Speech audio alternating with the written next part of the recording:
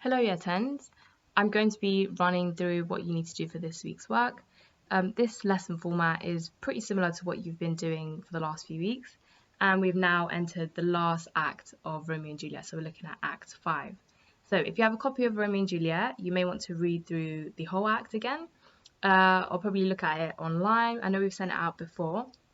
So you may want to maybe look at the whole act, but lesson 1 is basically a quick summary of Act 5.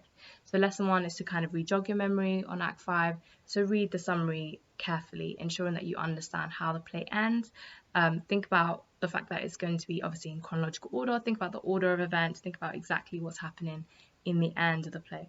So once you've read this summary, there's a really helpful YouTube clip that you need to watch, which basically shows when Romeo visits Juliet's tomb. So this is in Act 5, Scene 3. Okay, so once you have read the summary and you have looked at the clip, you will now need to get into some more significant quotes in Act 5. And there are 6 quotes below that you're going to be looking at. And once you read through these 6 quotes, you are going to try and answer these questions. So the first question is, who's talking and who are they talking to? Once you finish answering that question, you're going to be looking at the next question, which says, what's happening here and what is the quote about? So once you've looked at each one, you will be answering these questions. So you can type these on Show My Homework or on a separate Word document. Please remember that you will need to answer question 1 and 2 for all 6 quotes, so please don't forget that you've got to do these ones as well. Okay, and this will all obviously help you get a better understanding of Act 5 and obviously the more significant quotes in Act 5. Okay, so moving on now to lesson 2. This is where your Romeo and Juliet quote grid comes in. So you will need your quote grid. You should have been filling this in weekly and submitting it along with your work. So make sure you have that ready.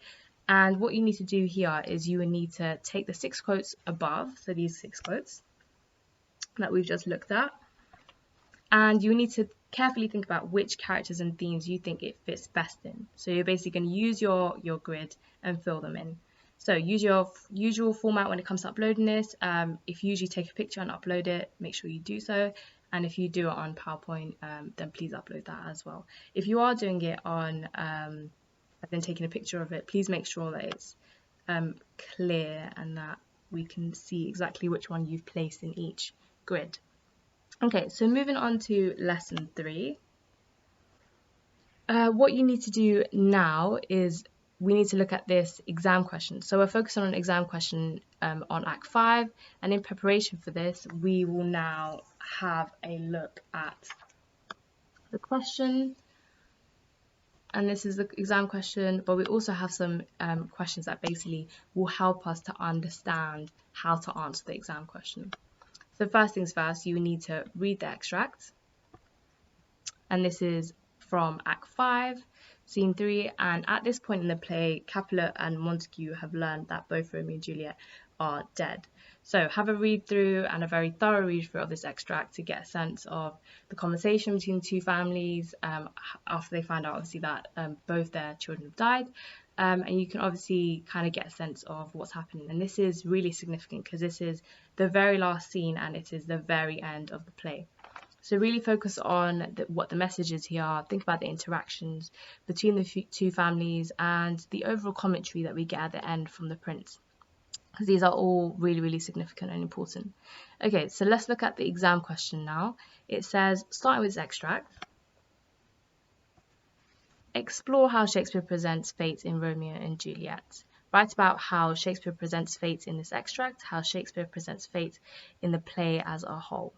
So before we attempt to unpick this question, let's just have a quick look at the comprehension questions below. So we've got some comprehension questions here that will help us to answer the question.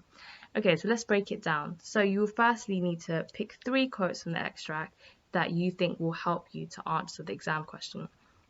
So something that we need to really remember is that the question is focusing on fate. So the quotes you pick out will need to be focused on the theme. So you're going to look back up here and we're going to try and find a couple of quotes here that will signify fate or something that we can comment on that shows fate. Okay, Once you do that, we will now look at the first question. So it says, what does this quote tell us about the character who is speaking and what is going on? So once you've done that, you will now move on to the next one. So the next question says, moving on, you need to start thinking about the link between other characters. Okay, question 3 will then focus on trying to link the theme of fate to another part of the play. So it could be anywhere else in the whole of the play that you've seen this. You can even look at different parts of Act 1 that we've looked at in Lesson 1. And you can try and use quotes from there to help you as well. So if you want to mention this quote, you can. So I defy you, stars. That definitely shows something about fate. Also, this quote here, you could definitely use that as well if you'd like. And this will basically help you to focus on the theme of fate.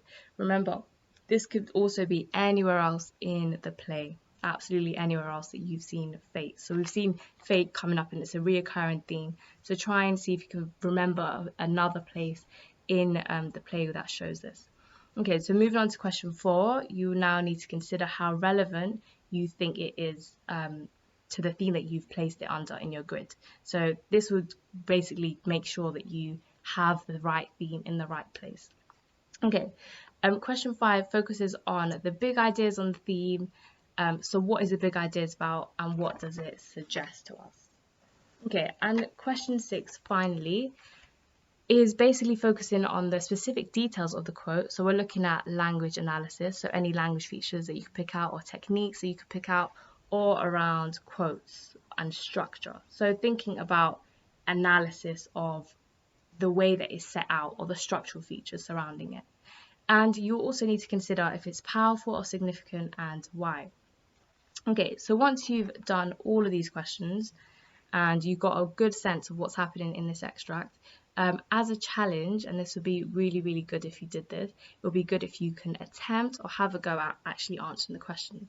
So this is optional, but it is very, very much recommended. I think it's really good in your development if you could just have a go at it, even if you do a couple of paragraphs, just showing that you're attempting the question. So you can use small, medium, and big, and use this structure to help develop your ideas about the quotes that you have. And also remember, you have a lot of good ideas from here that you could definitely use in your answer for this question. Okay, so I'm going to very quickly run through things that you can mention to make sure we're still using the small, medium, and big structure. So when it comes to small picture, identify something that Shakespeare has done to add meaning, language from the quote. Make sure you comment on structure, dramatic techniques. How does this all add to the meaning of what is being said about fate?